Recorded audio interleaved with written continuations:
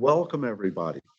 This is the final closing keynote in our series on new business in Asia driven by climate tech and sustainability. And I want to thank everyone for participating. I also want to thank the member companies of the U.S. Asia Technology Management Center because it's their financial support that allows us to put on programs like this. Their names were listed on the slides before we got started, but please check out our website to see more about them and about our program. Today, I wanted to do something a little different, not just have another exciting startup company, although I'm very happy with a lot of the startup companies we've had this quarter. But I want to introduce somebody very special who I got to know, I guess, maybe 4 years ago, 5 years ago, and who the last time we met each other in person, you were chairing a major conference of over 1,000 people in Durango, Mexico, that had the prime minister of two or three countries, the prime ministers of two or three countries, cabinet level people. I remember that John Kerry gave a special message by video. Leonardo DiCaprio gave a special message by video. So this was the World Sustainable Development Forum. And Ash himself really kind of inherited the Sustainable Development Forum from his father, the late R.K. Pachauri. But Ash is co-founder of the POP movement, the Protect Our Planet movement. And as you'll hear today, this is all about energizing the world's youth to make a real meaningful change in the world. Ash is exactly the right kind of person to be behind this program and in front of this program and making it happen. His PhD is actually in decision behavior. And he also has a master's in international management. He worked for McKinsey before he got into the whole nonprofit realm. And he was working on public health issues. He has served as a technology advisor for the World Health Organization. He has run over 20,000 events to outreach to youth, to get them involved in health and education, also things like geospatial information. And he's been recognized by the United Nations in their flagship publication, Portraits of Commitment. He has recently received the Global Mind ED, Global Minded Inclusive Leadership Award for his action in the field of energy and sustainability. He's an associate fellow of the World Academy of Arts and Sciences. So we're absolutely delighted that Ash would come here in person to not only give the final presentation, but to introduce a panel of 5 really exceptional people. And maybe we can talk more about the panelists as we go along, but we have 2 representatives from Resilience Mexico 2020. We have the manager of Pop Nigeria. We have the person in charge of Polar Hub project in China. And we have Dr. Norma Munoz Sevilla, who is a distinguished honorary mentor of the POP program, also joining us from Mexico. So we're able to really take advantage of what you can do with Zoom as well as getting people together in person.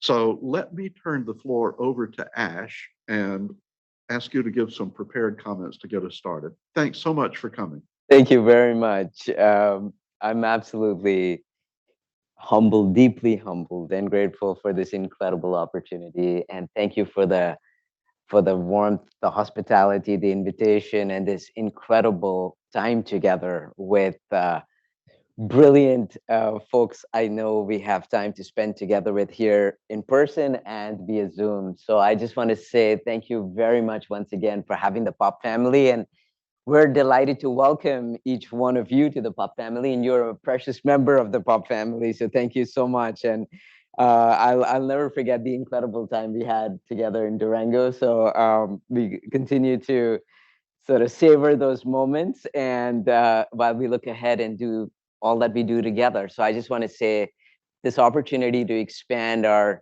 global family, of which each one of you is a special part, is really, truly incredible.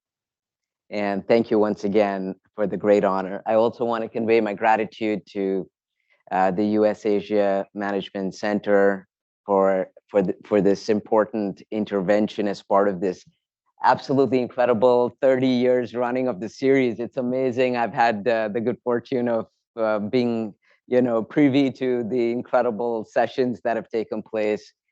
And to Stanford University. Thank you very much, Kimberly, Brianna. Thank you once again for the great opportunity, and Dr. Dasher. Yeah. Wonderful. Okay, well, let's get started. I'll move around a little bit. It's a good time of day to get some exercise, and I'll have a chance to introduce you to some of the pop family that Dr. Dasher talked about just now. But next, please, let me just say that as part of this finale of this year's series, I want to introduce all things pop so that we can make sustainability and climate action part of pop culture, pop music, pop stars. We'll meet many pop stars as we go along today. So just want to say, next, please. Let's pop. All right. I can hear you when I say let's. I want you to say pop. All right. So let's. I can hear you. Let's what? All right. One more time, so I'm convinced. Let's. All right. Okay. Let's pop. Next, please. So I just want to say that today I'm going to spend a little bit of time with all of you talking about the pop movement. And you'll see as we go that it is about all things pop. We'll keep popping as we go. Where pop in this instance stands for protect our planet. Okay. And it started in the year 2016, was co-founded by late Dr. R.K. Pachauri and myself. Dr. Pachauri, I'll give you a little bit of a backdrop on it. Dr. Pachauri led the Intergovernmental Panel on Climate Change, or the IPCC, for 13 years. By the end of his time, in 13 years as chairman of the IPCC, he was convinced that it was going to take a groundswell of action led by the youth of the world to address this problem. And with that came the whole vision and the birth of the pop movement, where the goal and the vision of the pop movement was developed to mobilize the 1.8 billion youth of the world in the ages 10 to 24, which as per the UN is the official number, 1.8 billion young people in the world, to take action inspired by knowledge. And I'll talk about that a little bit more, to address the issue of climate change. And the reason being, the reason for a movement of this nature, that we have a small but very rapidly shrinking window of opportunity in which we can take action. So what I want to say is, let's what? All right. That in this small but shrinking window of opportunity, we can address the issue. And there is the hope. Therein lies the hope. The pop movement comes with the idea that we can do something about it, but it is going to take coming together.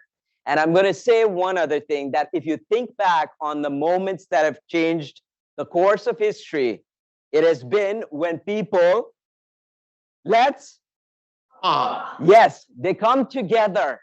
They come together, and they come together. Historically, it's been culture, it's been music, it's been dance, it's been theater, and telling stories, amplifying voices. And that's what has really changed the course of history. Wherever we look back, where things have, whether it's slavery, human rights, whatever you think about, it's those movements that have caused the groundswell as a result of which this change has taken place. So next, please. And the focus is on youth. And I'm going to ask you right now, why do you think the pop movement would be focused on youth, mobilizing young people? Any thoughts? Especially in the audience, feel free to speak out. It's Absolutely. their future, somebody says. Absolutely. Wonderful. Anybody else? They have the most to lose by climate change. I'm doing this so people on Zoom can hear. Thank you. Absolutely. And that's what it is. There are three key things. One is that young people have the most at stake.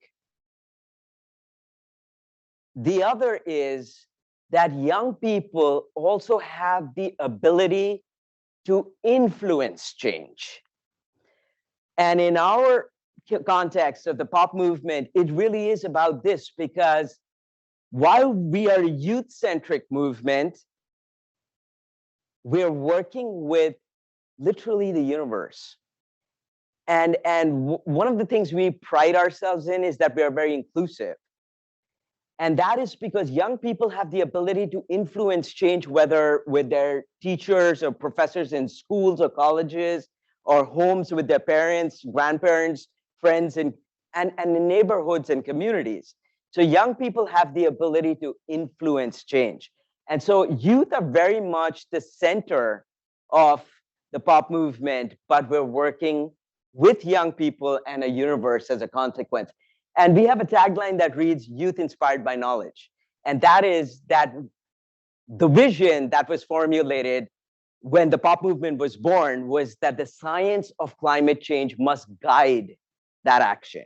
So the action must come out of a foundation that's solid, founded on that science. Next, please. Goodness. And you can see at the WSDF meeting that Dr. Dasher was talking about, which is the World Sustainable Development Forum. And we had the privilege of having Dr. Dasher there. And I think it's a very important time for me to talk about the WSDF, or the World Sustainable Development Forum, because it is the pop movement's sister organization.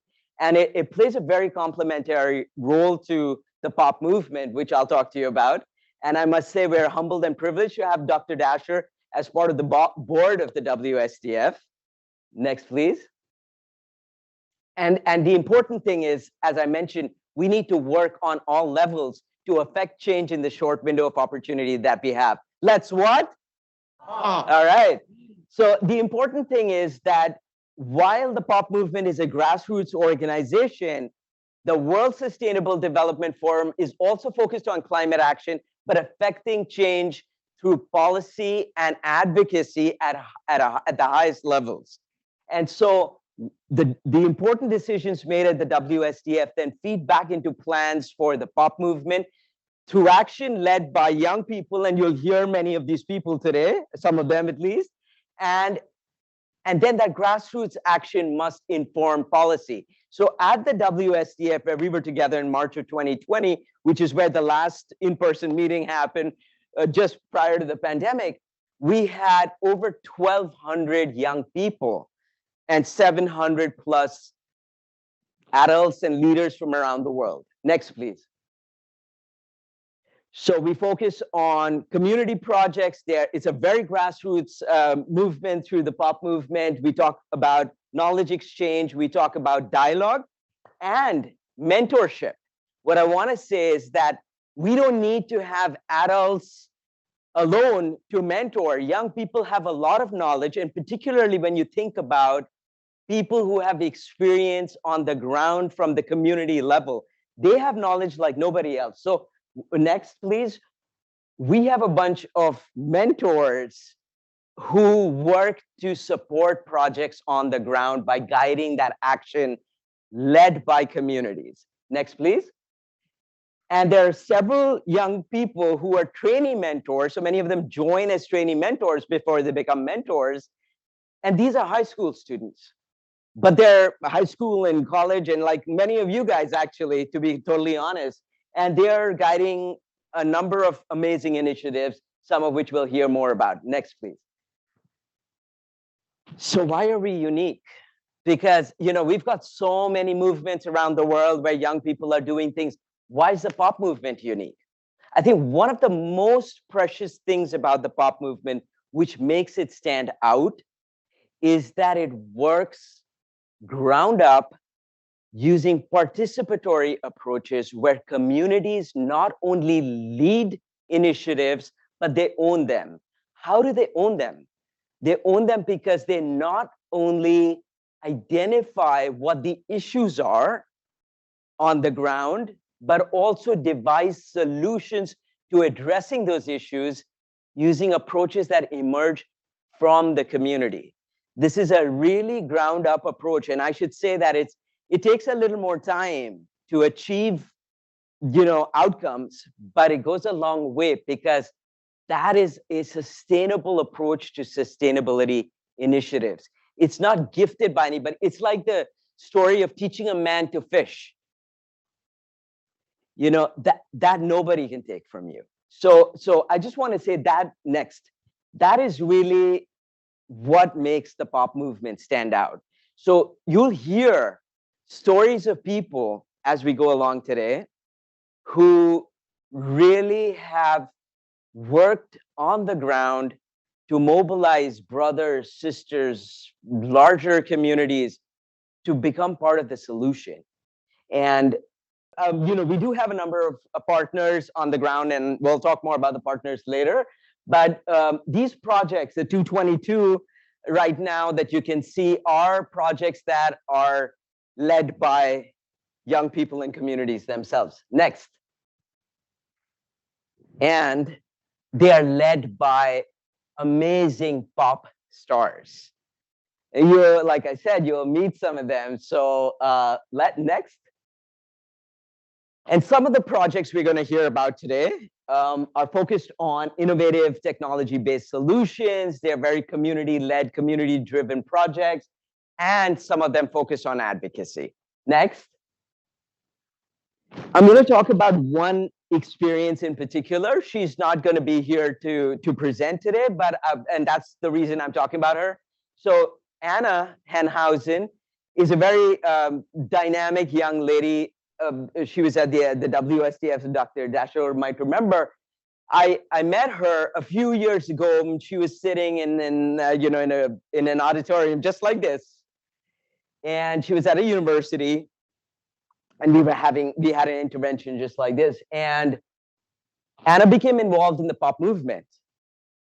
She's graduated now, but she's taken on climate action as a career path.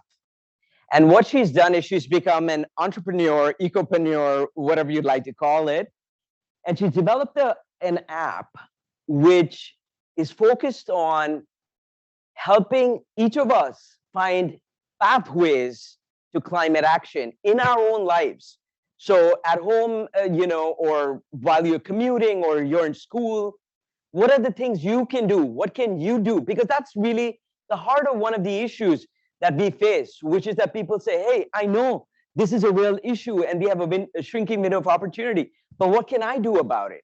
But this app helps people like you and I find solutions in terms of actions that we can implement in our lives to not only reduce our carbon footprint, but assess what that reduction is, and then outreach to other people as well, and organizations if you want to get involved in something bigger. But the important thing is you can integrate it in your own life to see the difference you can make through little actions every single day. And the app is called We Do, which is a spin on We Do. So, what we're going to do with it. And so this is a really interesting example. Next. And we have others, including Pop Germany. I'm just going to really quickly talk about this one, and then we'll move on. Pop Germany is interesting because it's a high school where a number of young people have come together along with their teachers to implement technologies which have taken them off, solar technologies, which have taken them off the grid. Now they're off the grid, but they're serving their municipality. And they've outreach to the larger community to the extent that the community is now so involved with the pop movement that the municipality has adopted the initiative. And so that's another approach to sustainability, which is, expanding to the extent that the city adopts an initiative. So this is a really interesting example. Next, please. And then we have a number of others. We'll hear about Pop Nigeria today. Next, please. And new ones coming up every single day. So, almost on a daily basis, these are people who are motivated to do something, to make a difference, to lead, to become leaders. And I have to say, I've watched how they've become incredible leaders, how they've learned to amplify their voices. It's just really inspiring. Next, please. Let's. All right. So we have a number of tree initiatives too, and in some of the countries mentioned here. But I want to point out something about the plantation initiatives. Next, please. Which is that it's not only about plantation for the sake of plantation, and carbon sequestration and so on. It's been about mobilizing the community so the community becomes involved in regenerative agriculture for food security.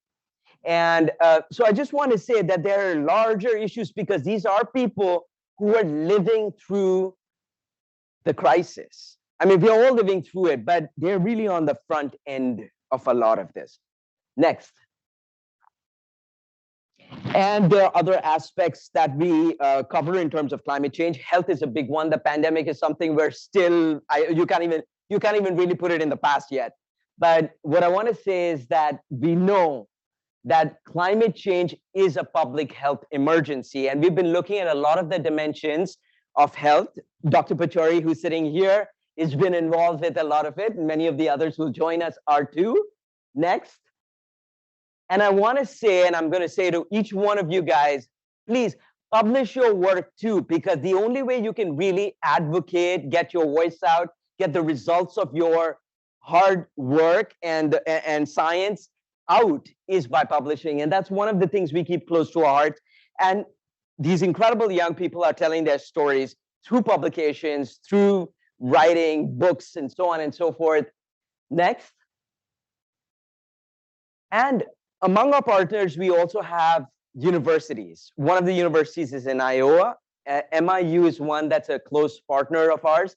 And they've been looking at a lot of technologies of consciousness, how that makes a difference to mindful approaches to addressing the issue of climate change, how that relates to peace, not just at an individual level, but at a universal level. Next, please. And as I've mentioned, we're going to talk about some of these innovative projects now. But what I want to say is that you'll see as you listen, as you observe and as you listen, that they represent not only different issues and approaches to tackling those issues, but geographic diversity and also scale. Next. So the pop movement has been recognized, some years down the line, we've been recognized for our work and been given awards for it. We've also been noted as one of the best climate change initiatives in the world. We're very grateful for that, but we have a lot more to do. I just want to say that we still believe we're starting out and we still need to get to our 1.8 billion youth of the world. So we really need to scale up. Next, please.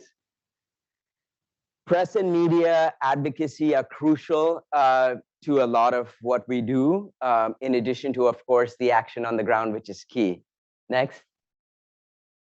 And very importantly, I want to say that while we have been blessed with awards, we're grateful for the recognition, we recognize exemplary action led by the youth of the world in terms of what they're doing on the forefront in terms of climate action. And we have two awards that go out annually. One is the R.K. Pachauri Award for Youth-Led Climate Action, and another one which is called the John McMcQuown Award for Youth-Led Technology Innovation. And we have a lab that's focused on technology innovation because we want to be able to encourage it. And I just want to say we have a lot of capacity building activities. They're fun. They're fun and they're learning. And so a lot of our work is entertainment education. It's not a one-way sort of approach to building capacities. Next, please. And so we identify exemplary action, and our pop stars are awarded. And we do this every year in, you're gonna hear from some of our pop stars today, but every year in the month of August is when we give out these awards. Next, please. And so each of these projects is contributing to important impact. And we do keep track of metrics, including carbon emissions reductions, reduction in plastic footprint, how primary forest is contributed to, as well as, of course, media and advocacy, as I talked about earlier. Next.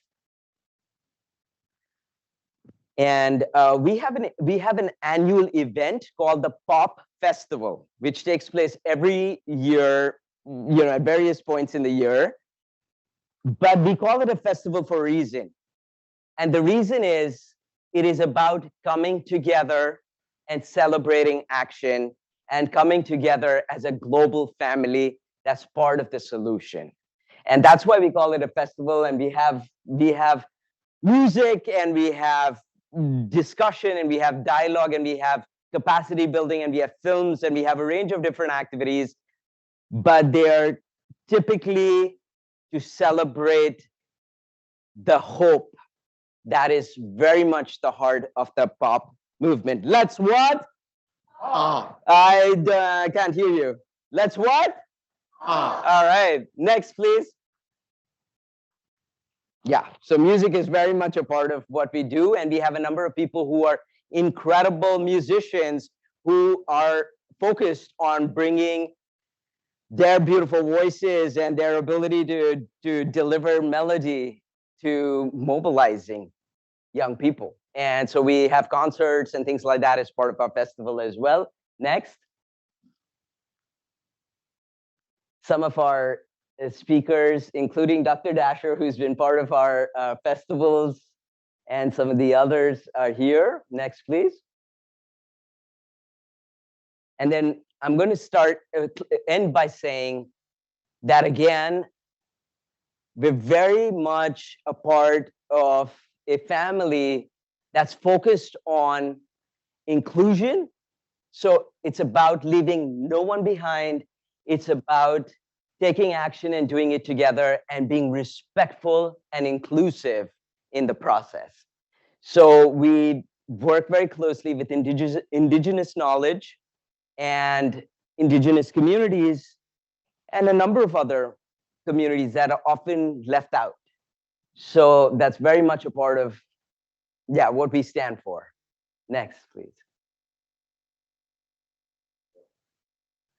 And so I'm going to now say, as I said at the start, that the only way we're going to get this done is if we do it together. It really is about all of us. And it's about being able to do what each of us is able to do. But as long as we can give it our best and come together to do it. And so that's really where the POP family is born. We have a number of different partners from different spaces and places around the world, but there's always room for more. And I just want to say that I extend my hand and open my heart to saying, you guys are incredible and such a precious part of our family. And I hope we'll be able to do things together. That's the only way we're going to get there. But I know we can do it. Next, please. These are some of our partners from different parts of the world. Next, please. So, we're still working hard to get to the 1.8 billion youth of the world. And I know that window of opportunity is shrinking, but we have to work that much harder, that much faster. And the more of us that come together, the more likely we're going to get there, in that short time frame. Next, please. So so our goal now is to really build up, scale up. But what I want to say is that it is about what we do now will make a difference several thousands and thousands and thousands of years way beyond any one of us. So this is our legacy. This is what we can do. The only way we can do it is if we bring our minds, our hearts, and our souls together and come together as that universal family, inclusive of all, because the only way we can really get there is if we leave no one behind. So again, let's what? All right, next please. Let's do it. Thank you. Thank you very much. So Thank you. Ash, before we introduce some of the projects, Yes. some of the people here have not reached the age of graduating from POP yet. So if somebody has an interesting project that they would like to talk to POP about, what do they do? How do they get involved? Just reach out. So we've got our contacts right up here, and through the website we have a form. My email address is right there. We typically get we get a lot of requests, and we write to everybody. And if you're interested in doing something, whoever it may be, via Zoom or in person here, we'd love for you to reach out. And just want to say that there's room for everybody. We can do this, like I said, only if you do it together. So we'd love to hear from folks. Okay, great. Yeah, thank you. So now we have projects from Mexico and Nigeria and China, and also Dr. Norma Munoz Sevilla from Mexico. Who's first? Who would you like to introduce first? Yeah, I'd love for Dr. Norma to go first. This is a really interesting project she's going to talk to us about, which is focused on sargassum, which she'll tell us more about in just a minute. But what I want to say is that even though she lives in Mexico, and some of the work she's going to talk about is from, focused on, the research is focused on Mexico. It's an issue that's relevant to a lot of the world, certainly Latin America, the Caribbean, and Florida. And it's affecting a lot of communities here in the US. So I'm excited for her to talk about this. Okay, Dr. Norma Patricia Munoz Sevilla, the floor is yours. Thank you so much for coming today. Thank you so much, Ash. Thank you so much, Dr. Dasher. Well, greeting to all. Good morning, good evening. Sorry. And thank you very much for your kind invitation to talk about this important topic, that is the massive arrival of sargassum to the Caribbean region, and this project particularly to the Mexican Caribbean. The project is headed by the POP movement in collaboration with the National Polytechnic Institute, the National Autonomous University of Mexico, and CC, that is a research center in Cancun. I would like to say something about sargassum. Sargassum is this, what you see here in brown, is some dark brown macroalgae or seaweed that in this part of the Caribbean is coming from the Sargassum Sea that is located at the northern part of the Atlantic Ocean. Normally, sargassum is floating and is coming due to the climate change impacts. I mean, normally on the sea, we can see some changes like the surface temperature that is rising. Also, the marine currents are changing. The chemical composition of the water is changing because of the pollution. And also, we have the oscillation of the ocean and the wind regime that is also changing. Then these factors promote that part of the sargassum goes out from the Sargassum Sea and start to float until the south of the Atlantic Ocean. Next, please. Or I will change it. I don't know. Yeah. I will do it right. Okay. Yeah. I think you have control. Yeah. Okay. Yeah, thank you so much. Well, this picture is only to show that in less than 7 years, the impact of sargassum on the coastal area of the Mexican Caribbean changed from this that you see only the spot, the dark spot in the water, but the beaches is almost clean. But If we go to 2018, we can see that the sargassum that is those spots here is a huge amount that is not only in the sea, but is even covering some of the big beaches and the great beaches that we had in Cancun. Here you have the affected zone that is, of course, South America, Central America, the Caribbean region that was at the beginning.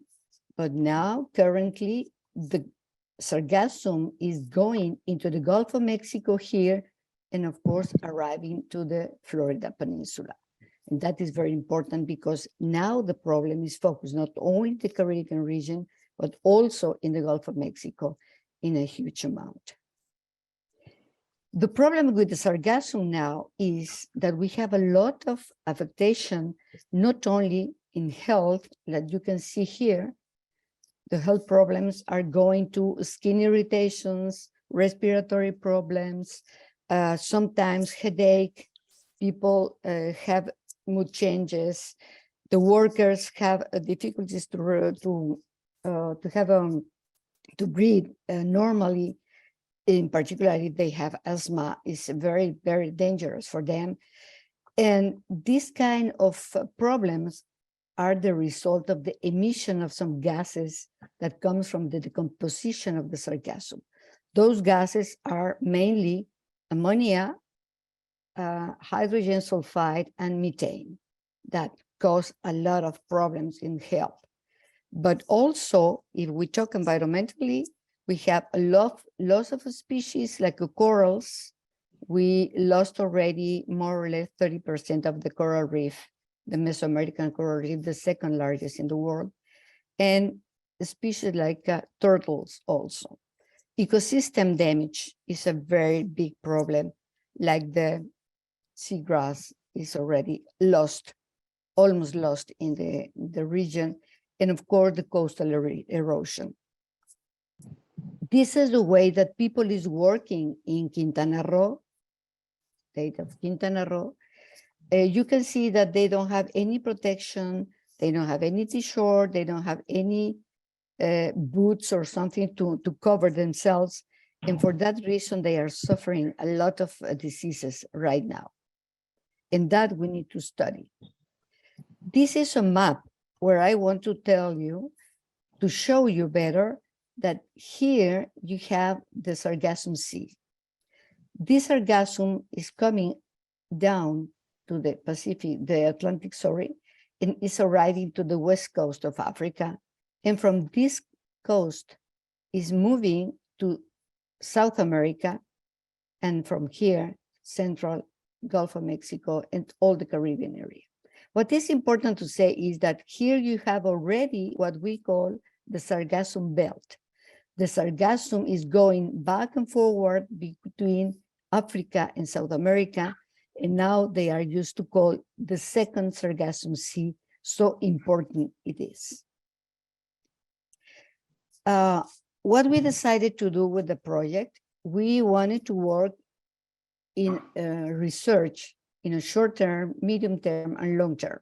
But we wanted to work with the industry, doing research, working with the government, academia, and of course to declare a national emergency, the problem of sargassum since 2011, 2015.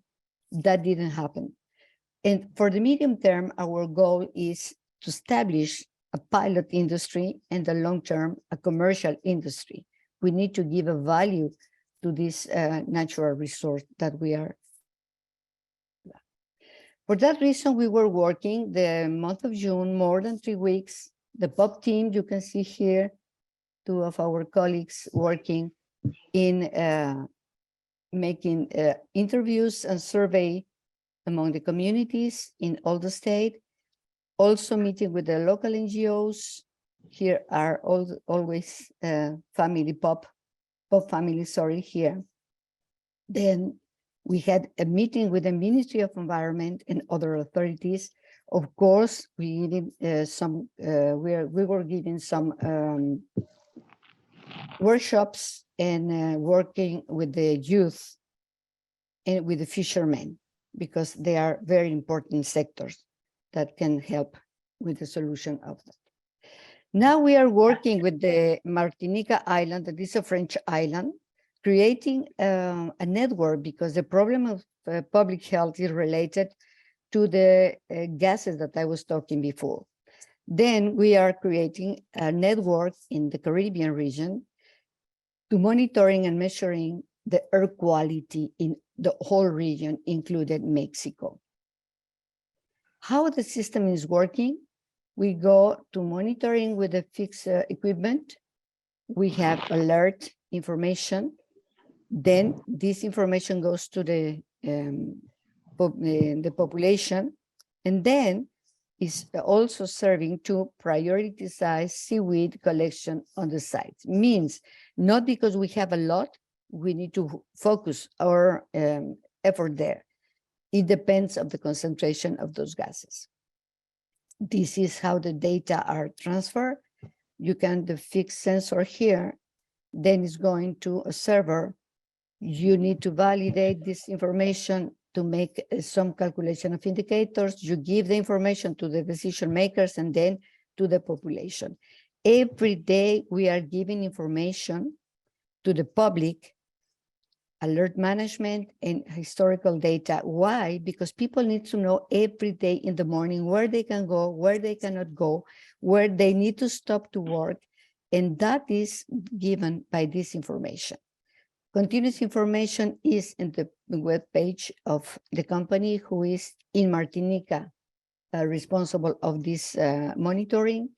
And people can read in a color bar if there are low concentration, a very high concentration, and at 5 ppm means that people need to leave immediately, workers or tourists or population, the beaches, because the gases are very important and can be very harmful for them.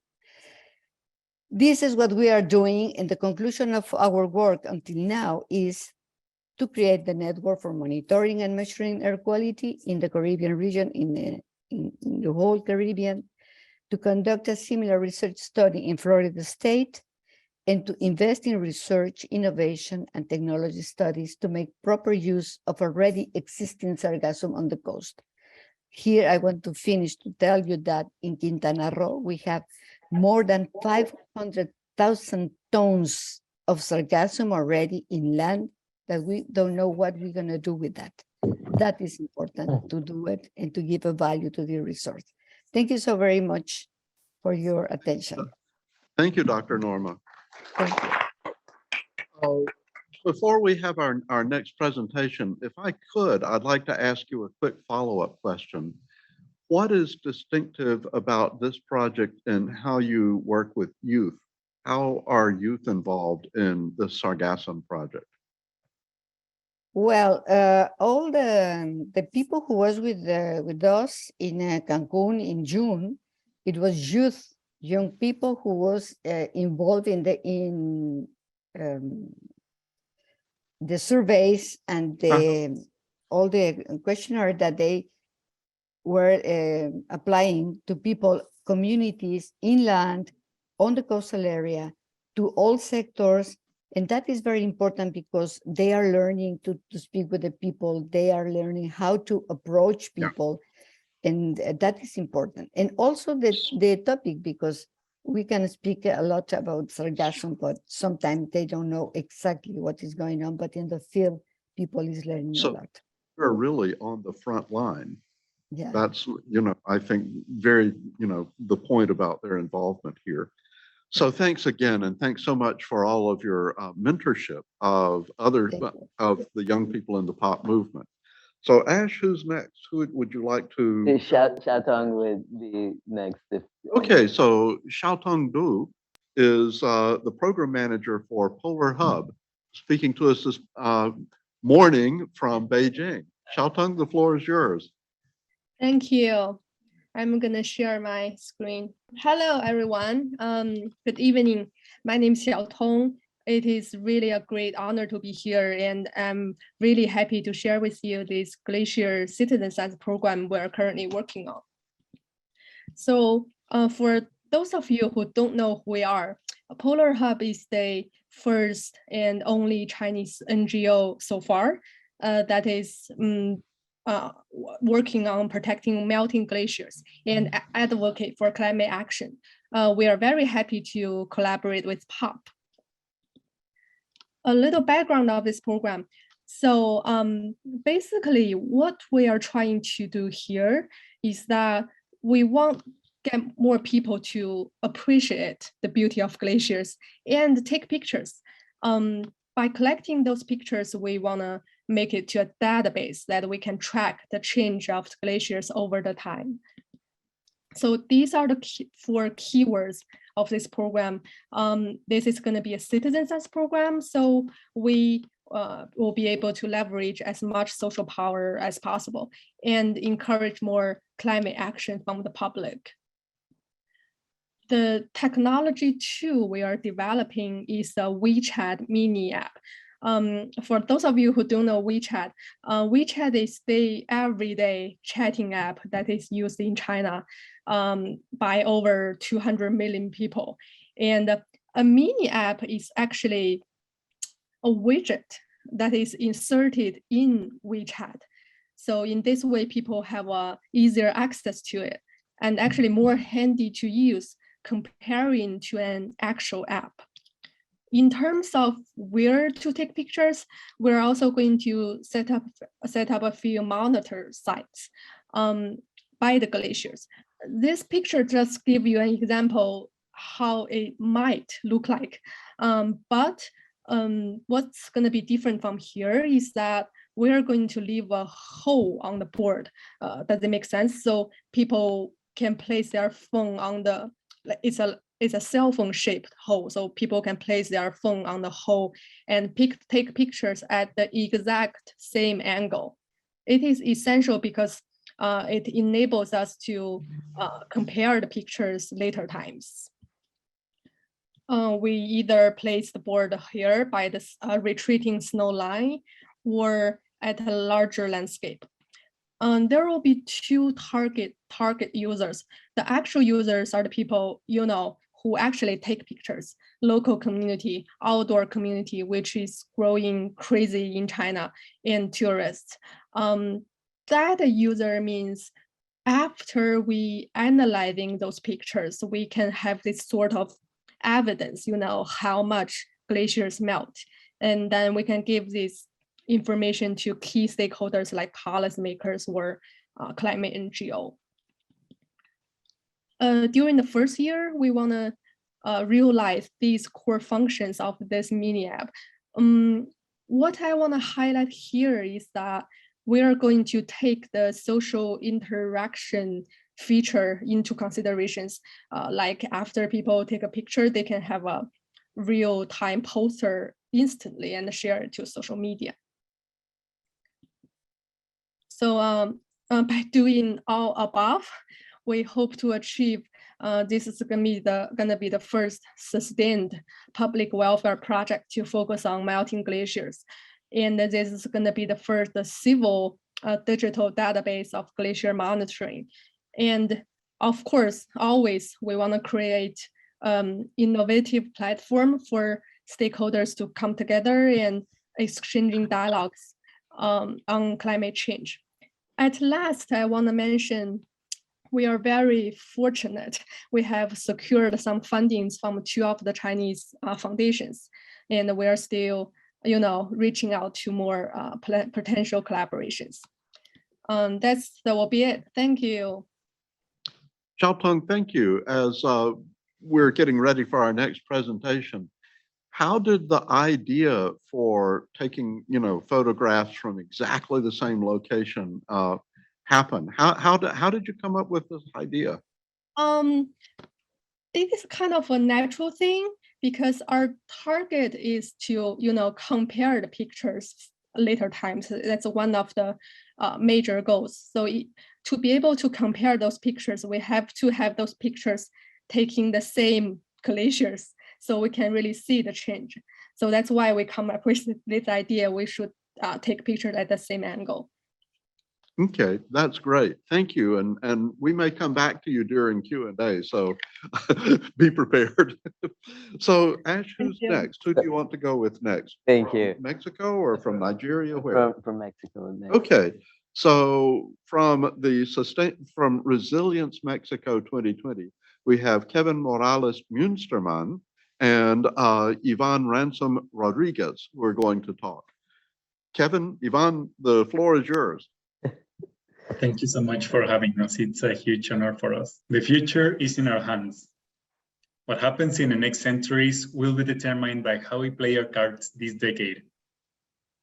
And that's why Resilience 2020 came to be. It's not a coincidence that this project was born at the beginning of the pandemics. It is an effort to provide autonomy and a source of income for people in the safety of their homes. What do? We install 5 eco-technologies for free and integrate them into a circular economy system that links people in cities and rural areas, allowing them to generate additional income while reducing water, air, and soil pollution, and transition to organic production and consumption. So how does it work? Well, as an example, we buy households humus and biol produced by them and commercialize it into the agricultural sector at a competitive price, the cheapest on the market. Then so that they can transition to organic agriculture. Then we buy their products under a fair trade scheme and sell them back in the cities to restaurants and homes. And what is our market? Pretty much every single person in the planet. However, right now we are focusing on the 3.5% of the population in Mexico, which is roughly 4.4 million people. And we leave no one behind. Independently of their socioeconomic status, we want to reach them all. Through this, we have a positive environmental impact. We promote health through organic production and consumption, and generate additional source of income for all. Roughly 10% of Mexican average income. Here is a testimony. I was looking for a way to reduce my impact to the environment in accord to my everyday life. Then I found Resilience 2020. I produce my own veggies and gas from the waste, and take hot showers without using extra energy. Resilience 2020, changing the world from home. I was looking for a way to reduce. Thank you, Ivan. Magic happens when we install 14 homes. Some percentage of that gas consumption savings from each home is paid back to Resilience 2020. If we add this to the profit we make from the circular economy system, then the 14 initial homes become 31 in 5 years, starting with 6 on year 2, then 1, 6, and 4 in the following years, without reinvesting and without leaving home. And the households increase their income by more than $50,000 US. Also, 700 hectares can benefit in the first 5 years from the bio we produce, with the digesters from the 14 homes of the initial chain. The initial phase is being carried out in Mexico. Next year, we plan to use to reach US, Canada, in 2024, Colombia, Brazil, India, the UK, and Japan. And in 26, Spain and China. We have no competitors, as our self-sustainable, scalable, replicable, and free circular economy system is unique. Our team is made up of more than 20 resilient people who have made all this possible. Join us in this opportunity to tackle climate change while having a financial benefit. Let's change the world from home. You can contact with us through here. Thank you. Well, while we're getting ready for the next presentation, Yvonne, Kevin, what if people here were interested in doing more kind of circular economy approach to daily lives? Do you have some sort of materials that you share with them, or how do they get involved? If I may, yeah. Okay. So, well, first of all, you can do many circular economy processes in your daily life. But if you want to get involved with resilience and help us, you can contact us through our webpage. Or here, once we're here in Zoom, we're going to leave our information here, which is resilient2020.org. That's how on the webpage you can find us. And we are going to work with you in order to make it possible for us to reach your home faster, but also you can help us make a bigger community of resilient people. Okay, that sounds great. So Resilience 2020. Yeah, And .org. also, Yeah. don't forget to join Pope for that. Okay, thanks. So we'll move on. I think that our last presentation today is from Samuel Okorie, who is joining us from Nigeria. Samuel, are you on? Great. You are. Yes, good day. The floor is yours. Yeah, thank you. So let me share my screen. So I am Samuel Okorie. I'm a corporate mentor and ambassador for Africa.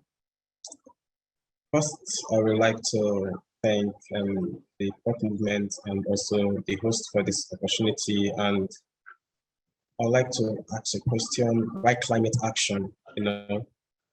We've often hear about flood, water scarcity, food scarcity, drought, desertification, loss and damages. And today I'm here to talk to everyone and just to tell you my story about how climate change disaster affected me and my family for over 3 years living in a flooded house. And it was really horrible to survive because, as a child, then I couldn't have anything to cause solution because that's the picture already here displays it all here. At times you even get to play in the water without knowing that you're killing yourself secretly, So I remember how we survived the flood for over 3 years, where we get to use bricks to lay in our house and above the waist level, then get to use wood to spray on top, then use mats or foam to support it just to sleep for the night. And I also remember there was a time everyone in my family got rushed to the hospital, and then at a point I couldn't talk, here for 3 days. And we could go on and on. I can remember this also associated to terrible nightmares, traumas. And then at a point I developed severe depression because I felt life had no meaning and there was no essence of living, because I keep saying to myself, if life has a meaning, then I don't think it was meant for me because I couldn't see the essence of living. And I remember attempting suicide, because I couldn't have anything. I felt I don't have anything to gain, and I don't even have anything to keep, so I can just lose everything and all that. And speaking from experience, I know this better loss of things in me. This propelled me in engaging as a climate activist and also advocating for sustainable environmental practices. Can go on and on to tell you stories of how villages have been washed away by flood, which I've seen, and also I'm even part of that particular story. I'm a victim and also a survivor of climate change impact. And in 2017/early 2018, I joined the pop movement, registered for the Pop Youth Can. I was a Pop Youth Can star, and then I started with the pop movement, and we did a lot of work in terms of advocacy. And by 2021, I was a Pop Youth Mentor and ambassador for Africa. As a Pop Youth Mentor, I initiated a project in Nigeria called Pop Nigeria Initiative for Climate Education, where we include activities like agroecology, we include tree planting, and also sustainable environmental practices, majorly in schools and communities.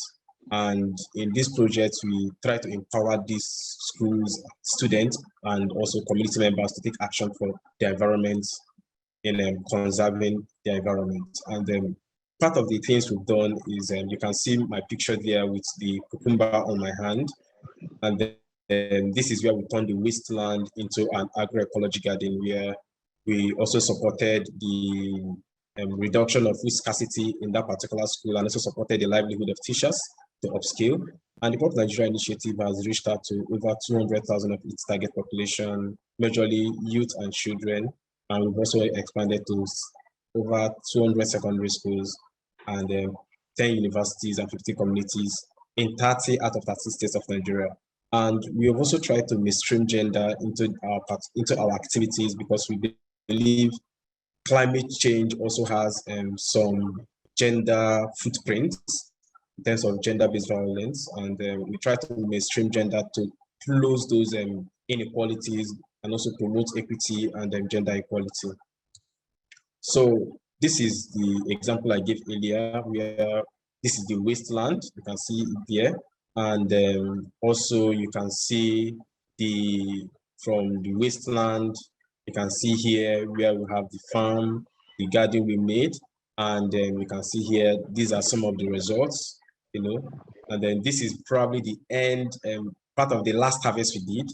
That's why I see some of them this way, and then, so we planted cucumber, watermelon, and then this vegetable is called ewedu, is a Yoruba indigenous vegetable, and we also have another one called efo, and they actually did well in this farm. And then our innovation are these, because we are able to actualize a particular goal and achieve success. And then we also try to include tech in most of the things we are doing in terms of mainstreaming technology in climate change education to advance the spread of locally led climate action. And we've been able to do this in several locations, and we're also able to onboard organizations that will help us upscale this and even reach out to wider population. And for we, the pop movements, we are telling you to act now. We need people that can be able to change the narrative.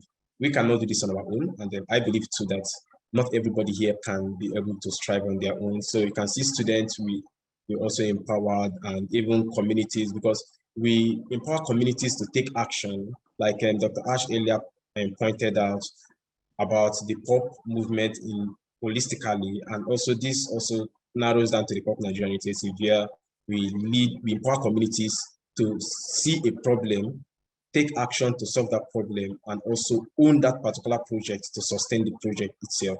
And for me as a person, I feel this is something that I am passionate about, and I have lived all my life trying to make sure that nobody suffers or gets to feel what I felt as a victim of climate change, where my home was teared into ruins, and I was depressed, almost committed suicide and all that.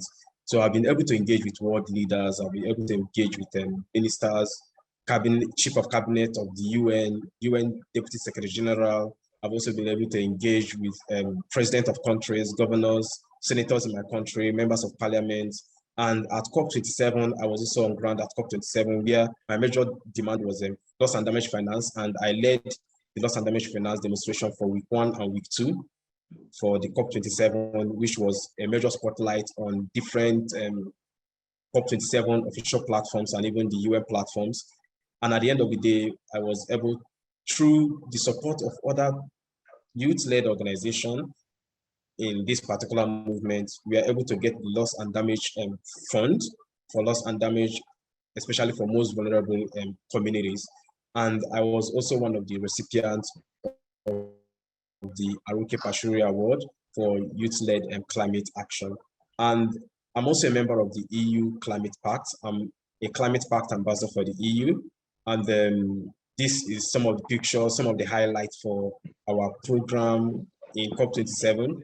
And it will amaze you that this has actually gained lots of spotlight. And I wish for more youth to be invited and also get onboarded on this particular thing. And we actually need more partners to upscale what we are doing. And I believe together we can do more. We've already planted over 4,000 trees alone in Nigeria. We've seen where these actions have been replicated even in other African countries. And by 2030, we are hoping to get more. We have already reached out to over 200,000 of our targets audience. And by 2030, we hope to hit at least over 1 million of our target audience. I have a follow-up question for you. And you've been really successful and well recognized with this initiative. In looking back, is there one thing that really helped you get people to take you seriously? Because I think that this is a common problem with a lot of youth-led projects.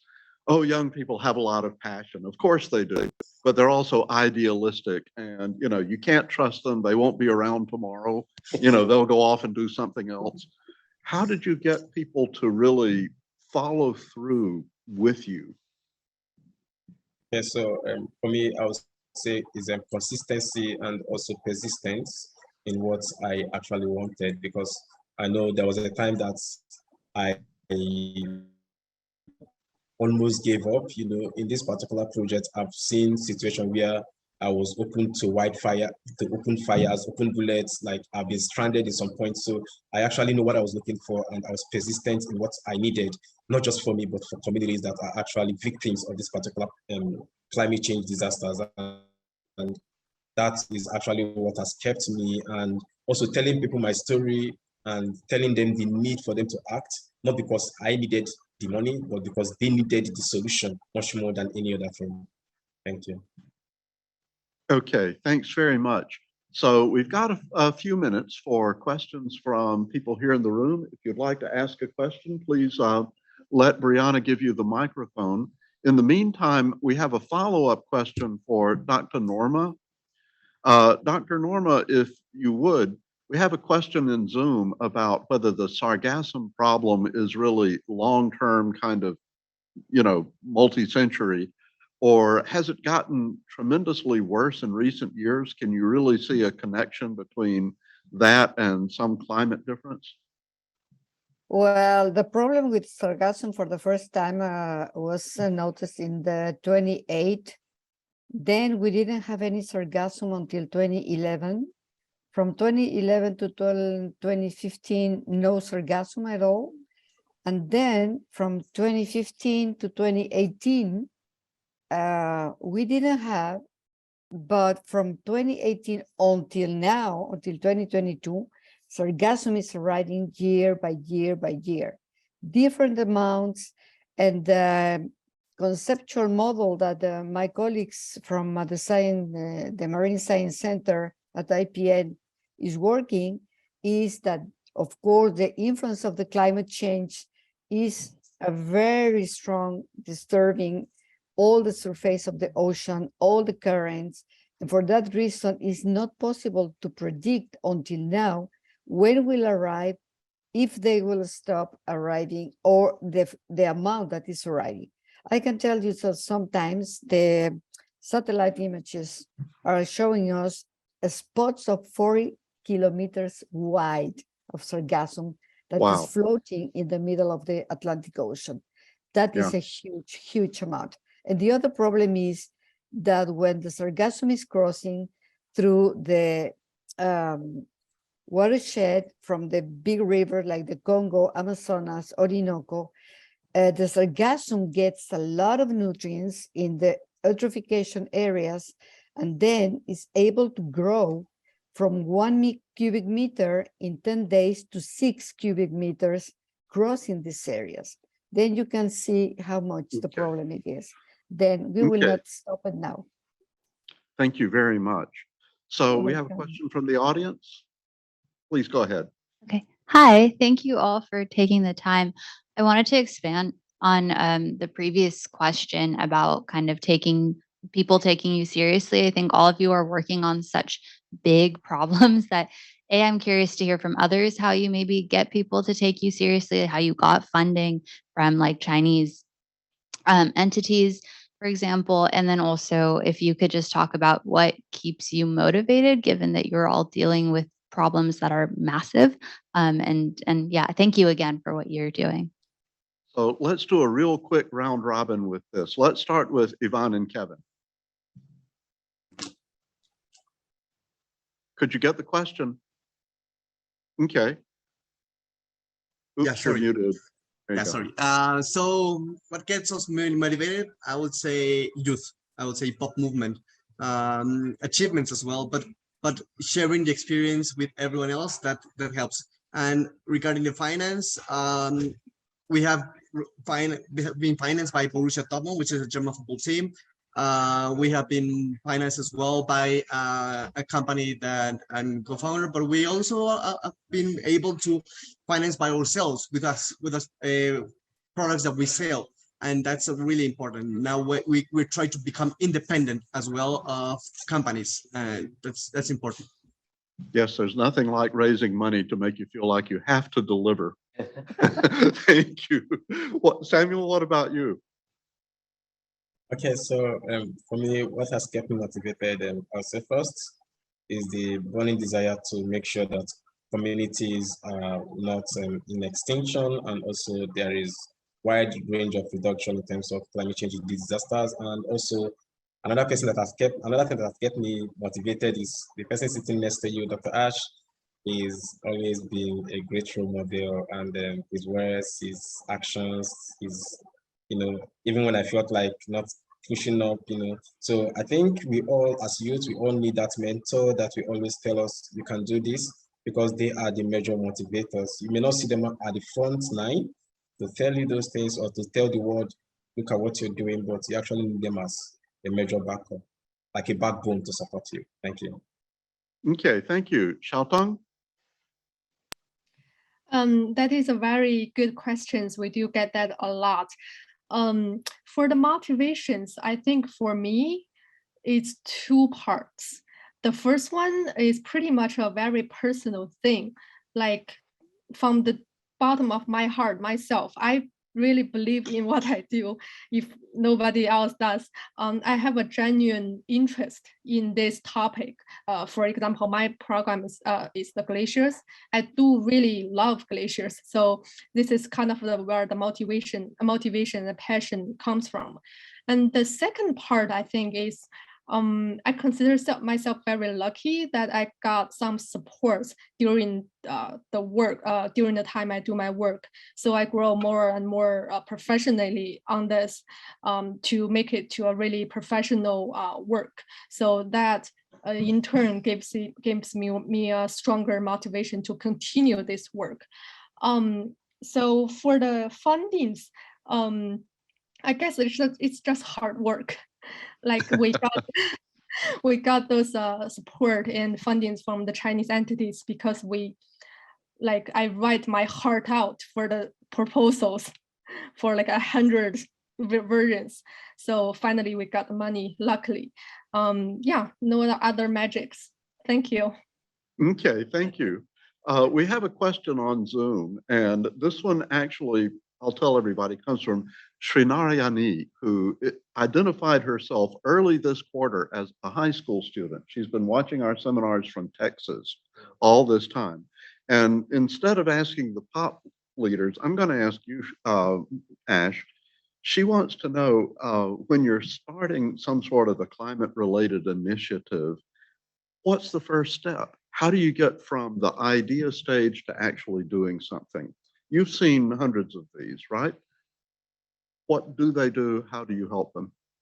Sure. I think the most important thing in my experience has been there's a number of people who have ideas for what they can do. The first step is really to clarify that idea as much as possible, and the other is to start doing it, because I think the only way it is possible really to translate that into any action is to start doing it. And our goal really is to help cross over to that other side between the initial ideation and the action, and then the action is the greatest teacher. So yeah, that's my advice. So Brock, also on Zoom, has asked, what resources do the student projects get from POP? How does this work? Do they get publicity? Do you, what do you provide to them? So there's a lot of things. First off, I think I'd like to say technical support in terms of translating ideas to action and how that action can be implemented. The other is so part of that, of course, is mentorship. The other is publicity, creating a platform. I think, you brought up a really important point, which is, how do you have the platform to be able to do what you're trying to do? So this is really a space where you not only get to know a lot of people who are doing things and learn from each other, but also have a space where that you can call your own and use that then and leverage it to be able to get word out, to amplify your voice, to showcase what you're doing, and to be able to develop it further. Okay. So how are we doing with audience questions? Does anybody have a question from the audience? If not, I'm curious how the big organizations have looked at the POP movement, United Nations, this kind of thing. Are you able to get on people's radar? We are on, we're accredited by the UN. We work very closely with the UN. We work with donor organizations, with governments, bilateral, multilateral organizations of all sorts. And I think we're very lucky. I have to say we're very blessed and grateful for that opportunity. But I think there are two things. One is we come in genuinely wanting to contribute in any which way we can because we believe in what we're doing. The other is we're very eager to learn and to be part of that important connection between young voices and policy level.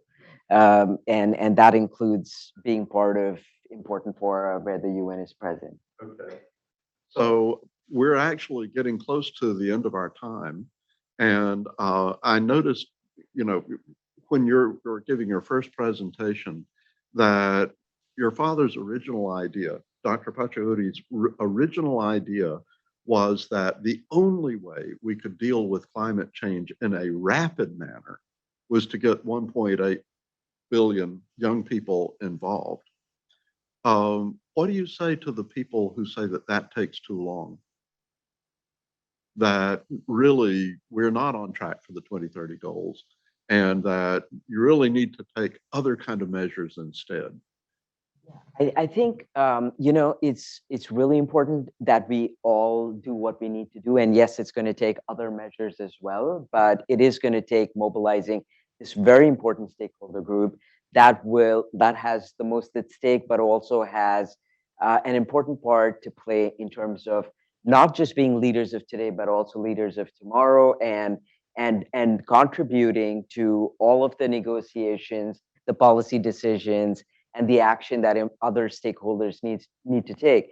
And so it's not to preclude others from taking action, but to say that this is a very important contingent that needs to be part of the solution. And so yes, the 1.8 billion youth of the world are definitely our focus. But I want to say that at the same time, the POP movement is about the 1.8 billion youth of the world are centric to what we're doing, but it's also because they have a role to play in terms of mobilizing the universe, and we cannot do without that. Okay. I think this has been a wonderful kind of tone to end our whole series on this time. Getting everybody involved is indeed the right message. It's the important message. It has been a real privilege to cooperate with the POP movement, young people in some discussions about career paths over the past and so forth. We do have a question from the audience. Go ahead. Just had one quick question. Thank you all so much for taking the time to speak with us.